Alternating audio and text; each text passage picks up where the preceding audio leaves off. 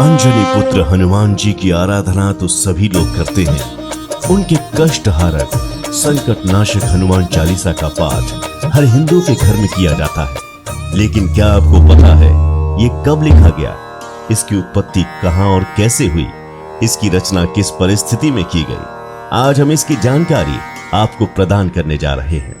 ये अकबर और तुलसीदास जी के समय की बात है।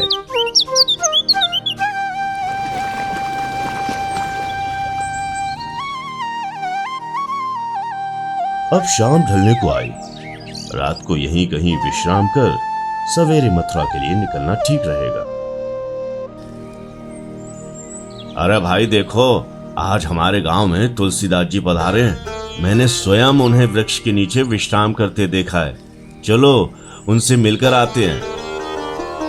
जैसे ही लोगों को पता चला कि तुलसीदास जी आगरा में पधारे हैं, तो ये सुनकर उनके दर्शन के लिए लोगों का तांता लग गया। जब ये बात बादशाह अकबर को पता चली, तो उन्होंने बीरबल को अपने पास बुलाया। बीरबल, चारों लोग तुलसीदास की बातें कर रहे हैं। आखिर ये तुलसीदास है कौन? बादशाह, आप जिनके बारे में पूछ रहे हैं वो महान राम भक्त हैं। तुलसीदास जी ने रामचरितमानस की रचना की है। मैं भी उनके दर्शन करके आया हूँ। जब तुम इसके दर्शन करने के लिए गए थे तो जरूर कुछ खासियत होगी उनमें। अब तो मेरे दिल में भी उनसे मिलने की ख्वाहिश जाग गई है। मैं भी उनसे मिलना चाहता हूँ। जाओ तुलसीदास को कहो मैंने उन्हें बुलाया है।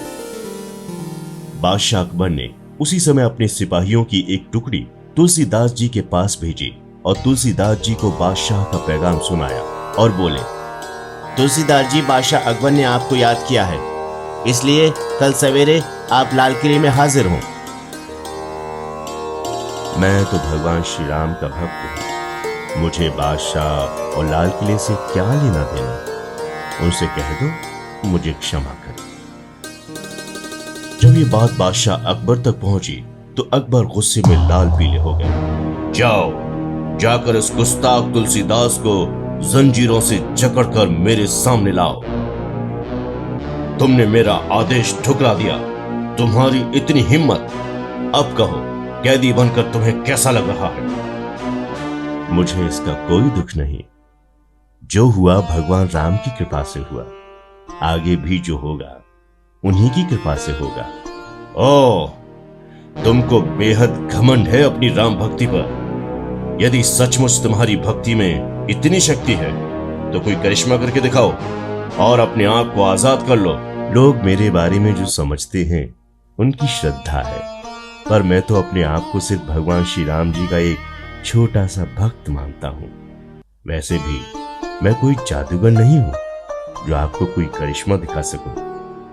सैनिक, इसको इसी तरह जंजीरों से जकड़कर काल कोठरी में डाल दिया जाए। सैनिकों ने उन्हें कारागार में डाल दिया। तुलसीदास जी दुखी हो गए, परंतु प्रभु की कृपा मानकर उन्होंने इसे भी स्वीकार किया। दूसरे दिन भोर होते ही अचानक सैनिकों को कुछ अजीब सी आवाज सुनाई पड़ी। जब उन्होंने नजरें उठाई तो आश्चर्य से उनकी आंखें फट गईं। आगरा के लाल किले पर लाखों बंदरों ने एक साथ हमला कर दिया। जिधर देखो उधर बंदर वो सैनिकों को नोचने खसोटने लगे। सारे सैनिक भागने लगे। बंदरों ने पूरा किला तहस नहस कर डाला। लाल किले में त्राही त्राही मच गई। तब सैनिक भागते हुए बादशाह के पास गए। सारा माजरा सुन अकबर ने बीरबल को बुलाया। बीरबल, ये क्या हो रहा है? इतने सारे बंदर एक साथ आए कहां से? हुजूर, आप करिश्मा देखना चाहते थे ना, तो देखिए, प्रभु राम ने अपने सेवक को बचाने के लिए हनुमान जी की सेना भेज दी है। अकबर को अपनी भूल का एहसास हुआ। उसने तुरंत तुलसीदास जी को काल कोठरी से निकलवाया, उसकी जंजीरें खोल दी। अकबर ने तुलसीदास जी को अपने पास बुलाया। आखिर आपने ऐसा क्या किया जो बंदरों ने यहां हमला बोल दिया? मुझे बिना अपराध की सजा मिली। मैंने काल कोठरी में भगवान श्री राम और हनुमान जी का स्मरण किया। मैं रोता जा रहा था और रोते रोते मेरे हाथ अपने आप कुछ लिख रहे थे। मुझे पता नहीं कि क्या लिखा, पर जब सवेरे मेरी लेखनी बंद हुई तब पता चला बंदरों का विशाल झुंड कारागार में आ पहुंचा। ऐसा क्या लिखा आपने?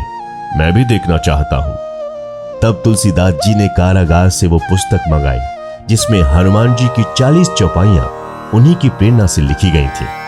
अकबर ने तुलसीदास जी की रचना पढ़ी और उनकी भक्ति को देखकर बहुत लज्जित हुआ और तुलसीदास जी से माफी मांगकर पूरी इज्जत और पूरी हिफाजत से मथुरा भिजवाया।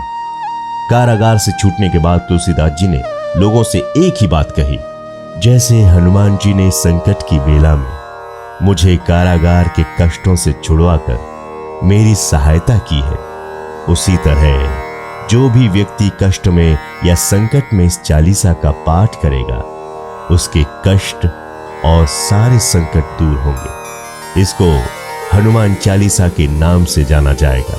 इस तरह हनुमान चालीसा की उत्पत्ति हुई। आज हनुमान चालीसा का पाठ जो भी करते हैं बजरंगबली उन्हें संकट मुक्त करते हैं। हनुमान जी को इसलिए संकट मोचन भी कहा जाता है।